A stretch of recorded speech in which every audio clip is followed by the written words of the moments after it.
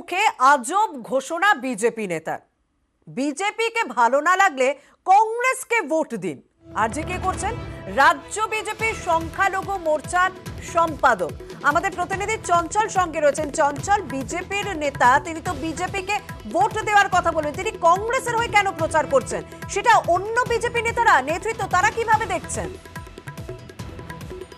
দেখো সমস্যা, তোমাকে জানিয়ে রাখি যে বিজেপির যিনি সংখ্যালঘু রাজ্য সম্পাদক রয়েছেন গোলাম সরবার, তিনি কিন্তু প্রচারও বেরিয়েছিলেন বিজেপি প্রার্থীর সঙ্গে, এবং বিজেপি প্রার্থীর সাথে প্রচারে বেরিয়ে কিন্তু তিনি পরিষ্কার ভাষায় বলেছিলেন যে বিজেপিকে পছন্দ না হলে কংগ্রেসকে ভোট দিন, এমনটাই কিন্তু তিনি মন্তব্য করেছেন। তার পাশাপাশি কিন্তু তিনি নিজের ফেসবুক লাইভে এসে তিনি কিন্তু কংগ্রেসকে ভোট দেওয়ার জন্য সংখ্যালঘু যে সম্প্রদায়ের মানুষ রয়েছে তাদের কাছে কিন্তু আবেদন করেন।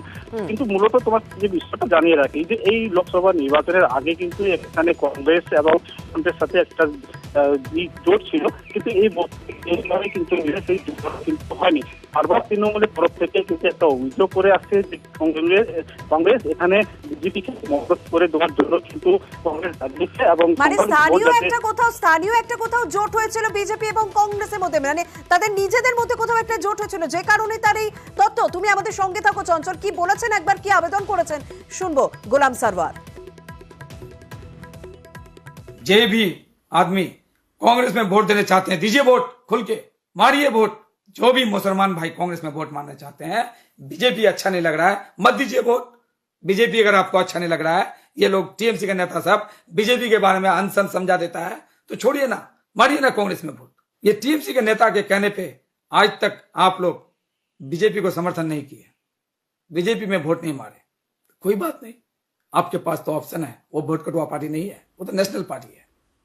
গোলাম সরবার, তিনি বোঝা যাচ্ছে তুমি যে কথাটি বলছিলে চঞ্চল, যে স্থানীয় একটা কোথাও জোট হয়েছিল সেটা গোপনে হয়েছিল, কিন্তু প্রকাশ্যে ভাবে কংগ্রেসকে ভোট দেওয়ার কথা, এটা অন্য বিজেপি নেতারা কোথাও আপত্তি করছেন না? দেখো বিজেপির যারা নেতৃত্বরা রয়েছে তারা কিন্তু দাবি করছেন যে যেহেতু কংগ্রেস বিজেপিকে অনেকেই পছন্দ করে না, সে কারণে কংগ্রেসকে ভোট দেওয়ার জন্য আর্জি করেছেন, এমনটা কিন্তু তিনি বিজেপি নেতৃত্ব জানিয়েছেন। তবে তোমাকে পরিষ্কার একটা বিষয় বলে দিই যে সবসময় তৃণমূলের তরফ থেকে অভিযোগ করে আসছিল যে বিজেপিকে মদতের জন্য কিন্তু কংগ্রেস দাঁড়িয়েছিল। আজ বক্তব্যে যে বিজেপি নেতার যে ভাইরাল ভিডিও যেটা উঠে আসছে, সেটাতে কিন্তু তৃণমূলের কিন্তু পরিষ্কার দাবি যে তৃণমূল বিজেপি এবং কংগ্রেসের যে একটা সেটিং, সেটা কিন্তু পরিষ্কার হয়ে গেল, এমনটা কিন্তু তৃণমূলের তরফ থেকে দাবি করা হচ্ছে। একদম চঞ্চল, তুমি আমাদের সঙ্গে থাকো। বিজেপির অন্য নেতা কি বলছেন একবার শোনা যাক।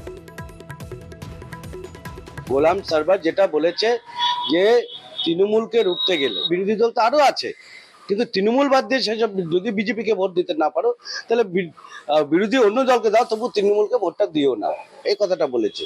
সে বলেনি যে বিজেপিকে না দিলে কংগ্রেসকে ডাইরেক্ট ভোটটা দাও। চঞ্চল, এক্ষেত্রে গোলাম সরবার কি কোথাও একটা ভোট কাটাকাটির জন্য কংগ্রেসকে ব্যবহার করছে তার এই প্রচারের মধ্যে দিয়ে?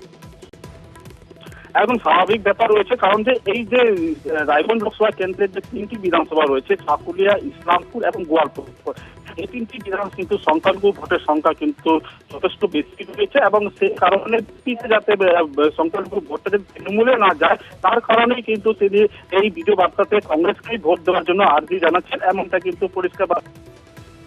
তৃণমূলের তরফ থেকে যে শুরু থেকে একটা যে দাবি করে আসছিল যে কংগ্রেস এখানে ভোট কাটার জন্য দাঁড়িয়েছে এবং বিজেপির সাথে সেটিং হয়ে কিন্তু এখানে কংগ্রেস দাঁড় হয়েছে, তা ইতিমধ্যে কিন্তু এই ভিডিও ভাইরালে পরিষ্কার হয়েছে, এমনটা কিন্তু তৃণমূলের তরফ থেকে দাবি করা। বেশ, গোলাম রব্বানী তৃণমূল কংগ্রেস নেতা, তিনি কি বলছেন শুনবো। এটা বোঝা যাচ্ছে বিজেপির আর কংগ্রেসের গোপনীয় জোট আছে। কেন? কিছু বিজেপি নেতার বক্তব্য শুনলাম, কেউ বলছে কি কে যদি বিজেপিতে ভোট না দাও কংগ্রেসে ভোট দাও। কিছু কংগ্রেসের নেতা বলছে কি যদি কংগ্রেসে ভোট না দাও বিজেপিতে ভোট দাও।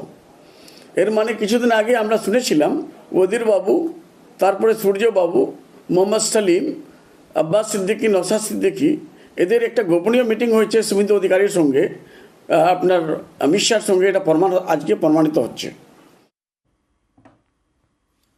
বাঁকুড়ায় সুভাষ সরকারের প্রচারে আবারও গন্ডগোলের ছবি দেখা গেল, এবং সেখানে বিজেপি প্রার্থীকে তৃণমূলের পঞ্চায়েত সদস্য প্রশ্ন করেছিলেন গত 5 বছরের সাংসদ থাকাকালীন তিনি এলাকায় কি কাজ করেছেন।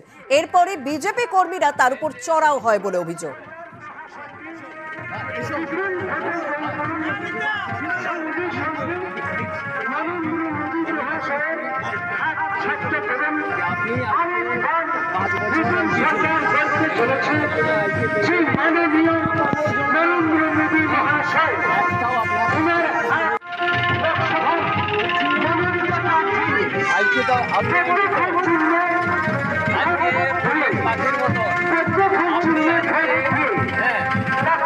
এই যে সুভাষ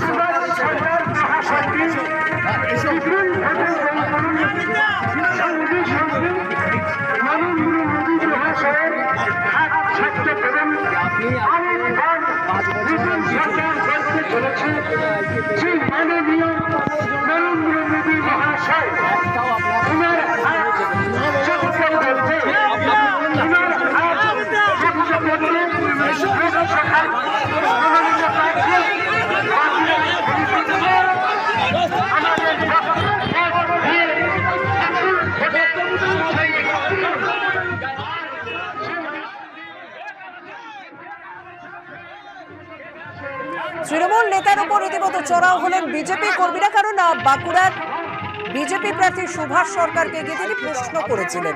কি বলছেন এই আবির মণ্ডল, শুনবো।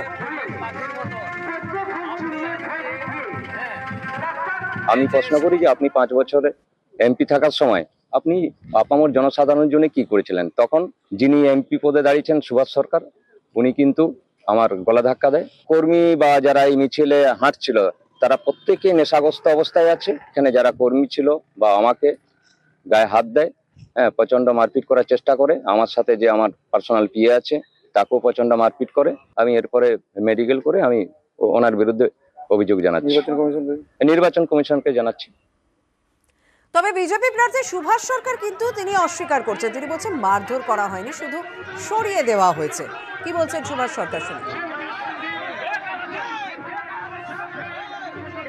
ভারতীয় জনতা পার্টির সাংসদ এত কাজ করেছে যে সেটা ওদের হজম হয়নি। সে এসে সবার মাঝে ভিডিও করার উদ্দেশ্য নিয়ে বাইরের একজন ব্যক্তিকে নিয়ে এসেছিলেন, সাফারি পড়েছিলেন, তাকে নিয়ে এসে আমাকে চেস করছে আর হাতে একটা পাঞ্চ নিয়েছিল। যে হাতে পাঞ্চ নিয়ে থাকবে তো তাকে ফুল দিয়ে কি পুজো করবে? তো মহিলারা তেড়ে গেছে, তাও বাকি কার্যকর্তারা সঙ্গে সঙ্গে তাকে কিন্তু রক্ষা করেছে। সুভাষ সরকার তিনি অস্বীকার করলেও ছবিতে কিন্তু অন্যরকম বিষয় ধরা পড়লো। এদিকে গতকালও সুভাষ সরকার তিনি যখন প্রচারে গিয়েছিলেন তখন মহিলাদের ক্ষোভের মুখে পড়তে হয় বাঁকুড়ার বরকুড়া এলাকায়। সেখানকার মহিলারা সরাসরি দাবি করেন আগে জল পরে ভোট। গতকালের ছবি আপনারা দেখছেন। গতকালও বিক্ষোভের মুখে পড়তে হয় বিজেপি প্রার্থী সুভাষ সরকারকে।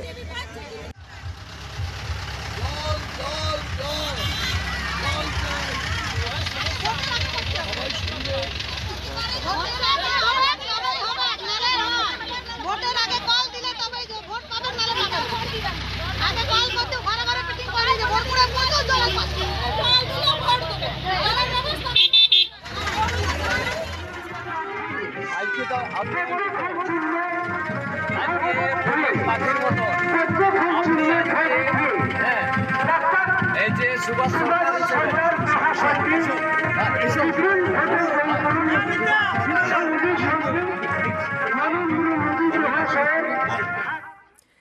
এদিকে প্রচারে গিয়ে এই জলেরই দাবি শুনতে হলো